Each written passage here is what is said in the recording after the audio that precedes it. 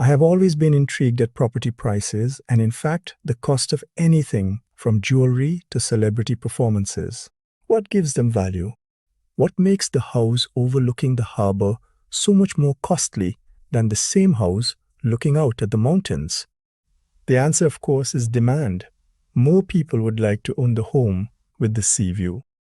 But demand is fickle. What's in fashion today is yesterday's news in a week. Demand is driven by the idea that there's an ideal commodity, an ideal house with an ideal view, the ideal family, the ideal car, etc. But we forget one thing. We cannot have everything. For every choice we make, we forfeit the many other options we could have had. If we owned a house with a sea view, we forfeit the view of the mountains and vice versa. If we live in a sprawling mansion, we forfeit the cozy feeling of the country cottage. Once, while in the car idly waiting for my wife to finish shopping, I noticed a young man riding his BMX without a care through the tracks alongside a small shop nearby. He was having the time of his life as he reared onto the back wheel alone and dodged the rocks and branches in his way. Shortly after, another young man, about the same age, pulled up in front of the hotel nearby. He was driving a really expensive sports car.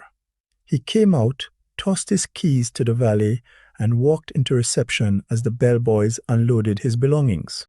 It was clear that both men were enjoying their lives immensely, although in vastly different ways.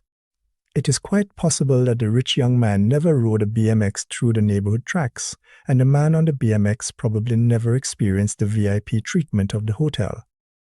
You can't have it all. You must choose. But is one choice intrinsically better than the other? I wonder how happy life would be if we learned to appreciate the joys of our lives as they are, and not always be looking for something else to make us feel happy or important or special in some way. Wouldn't that be nice?